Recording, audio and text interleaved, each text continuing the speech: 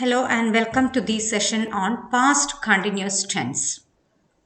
The second type under past category, past tense in general, is about actions that take place in the past. But here we are going to talk specifically about past continuous tense and the usage as well as construction. The usage of the tense. First, we have to look at the usage. What kinds of actions can be referred using this particular tense? It's about to denote an action that was going on at a definite point of time in the past. That is the main idea. Definitely, it's a past action, but as with any continuous tense, this refers to or the the kind of action that we can refer using this tense should be of a continuing nature, with a continuing nature. It means it's an action that was going on at a definite point of time in the past itself, but actually it's a continuing action. Unlike as we referred with the past, simple past tense, which is the action again in the past itself, but taking place at a definite point of time in the past. So this continuity itself marks the difference. We have two helping next main detail that we have to know about this tense or any tenses, the helping verbs. Here we have two different helping verbs available. And with all the singular subjects, we can use was as the helping verb. With all the singular subjects, when I mention that specifically, there is no special exclusive consideration for I as a helping verb, I as a subject. Sorry. I was reading. She was reading. He was reading. But they were reading, they were teaching. So plural, with all the plural subjects, we have to use were as the helping verb. They were, we were, you were, with all the plural subjects. So the formation, if you want, you can look at the subject plus helping verb, was or were. We have to choose accordingly. Unlike as it is with a simple past tense, where only one helping verb is available. It is referred in the video, where you don't have to consider or look at the subject whether it is singular or plural, but here again we have two different helping verbs available for the same tense, so that definitely we have to look at we have to check out before check whether it's a singular subject or plural subject before making the option.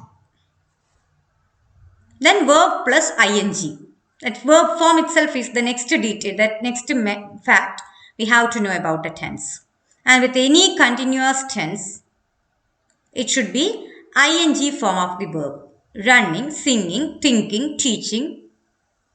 And object, if it's needed, you can add an object. So main verb should be in its ing form. Was should be used with all the singular subjects. Where should be used with all the plural subjects. Then let us have a look at different kinds of sentences constructed using different subjects, carrying different subjects, different types of subjects. She, it's a singular subject. So as it is given, she was. Was is the helping verb matching with that. Singing. Sing is the base form of V1 form of the verb, and we have to add the ing with this for making it perfect to fit into this category or to match with this helping verb. She was singing a song. A song can be an object. If it is with an object, you can add. Otherwise, okay, if you take a very basic example, you can do without an object as well. She was singing. Then again, next type, I was singing. There is no special other consideration as you see, as we come across with many other tenses. I as a subject also takes the same helping verb that matches with the other singular subjects. I is actually a singular subject, but in some other tenses, at least, we see I get a special mention. I as a subject gets a special mention. But here again, I also takes the same helping verb that matches with any other singular subject. Then I was singing a song. Same ing form of the verb. Then they were singing a song. They as a plural subject. They can be taken as a plural subject, and it's an example for a plural subject construction. Here you have to choose the next other helping verb in this tense, that is where, W-E-R-E, where, and then ing form of the verb plus object. Now you can see how different types of sentences, like one is an affirmative sentence, I was teaching. In each tense, you can construct different kinds of sentences, not just affirmation. That's why we take different examples. I was teaching. You want to deny that. Then I was not teaching. It's very simple. Actually, the construction and different types of sentences, building different types of sentences in such tenses, like continuous tenses, are almost always very simple. Comparatively, very simple. I was not teaching. Was I not teaching?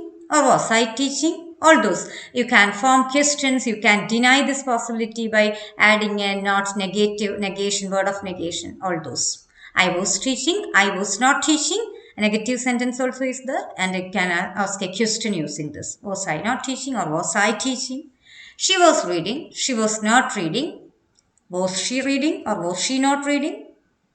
They were studying, they were not studying, were they not studying, or were they studying? All these can be different types of sentences that are constructed using the rules of past continuous tense, the second type under past category. So that's all with that tense. Thank you.